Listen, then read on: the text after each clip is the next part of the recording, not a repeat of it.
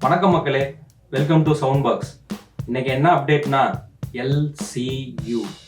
ஆமாங்க, எல்சி யூனிவர்ஸை பற்றி தான் பார்க்க போகிறோம்.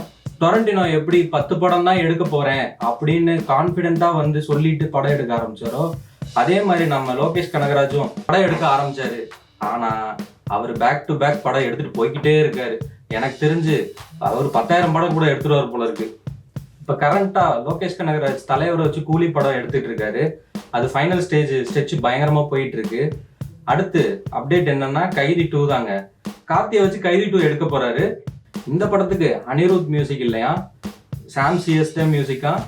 ஏன்னா அவர் தானே ஃபர்ஸ்ட் பார்ட்டுக்கு மியூசிக் போட்டாரு. இதுதான் அப்டேட்னு கேட்டிங்கன்னா இது கிடையாதுங்க. இப்போ அப்டேட் என்னன்னா லியோ 2. தளபதி விஜய் வச்சு லியோ 2 வர்றது ரொம்ப கஷ்டம்தான். நம்ம தளபதி அரசியலில் ஜம்ப் பண்ணி போயிட்டாரு. இன்னும் அவரை கூப்பிட்டு படம் எடுக்கிறது ரொம்ப கஷ்டம். அப்போ எல்சிஓ கண்டினியூ பண்ணணும்னா விக்ரம் 2 எடுப்பாரா? இல்லைங்க, விக்ரம் 2 எடுக்க முடியாது. ஏன்னா பென்சி கேரக்டர் வந்தாதான் அதோட கனெக்ட் பண்ணி மறுபடியும் எல்சிஓ கண்டினியூ பண்ண முடியும். அதனால விக்ரம் 2 எடுக்கிறதும் ரொம்ப கஷ்டம். இதுக்கப்புறம் எப்படா இந்த எல்சிஓ எடுக்கிறது?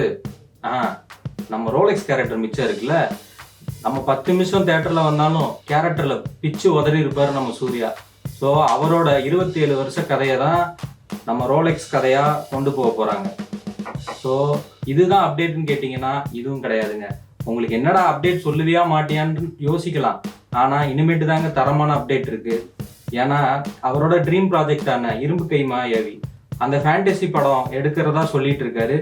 ஆனால் அதுவும் எப்போ எடுப்பாருன்றது தெரியல. அப்புறம் என்னடா அப்டேட்டுன்னு பார்த்தா சூர்யா வச்சு தாங்க படம் எடுக்க போகிறாரு. ஆனால் அது இரும்பு கை மாயாவி கிடையாது. அவரை வச்சு போலீஸ் ஸ்டோரி தாங்க எடுக்க போறாரு. காக்கி சட்டைக்கும் அவருக்கும் பெரிய லிங்க் போல இருக்கு. ஏன்னா சிங்கம் காக்கெல்லாம் எவ்வளவு ஹிட் ஆச்சுன்னு எல்லாத்துக்குமே தெரியும். ஸோ அவரை வச்சு ஒரு காப் ஸ்டோரி தான் எடுக்க போறாரு. அது ஒரு பெரிய ஸ்டாண்டர்ட் படமா இருக்க போகுது சூர்யாவுக்கு. ஸோ சூர்யாவுக்கும் லோகேஷ்க்கும் 10 நிமிஷத்துலேயே பயங்கரமான கனெக்ஷன் இருந்துச்சு.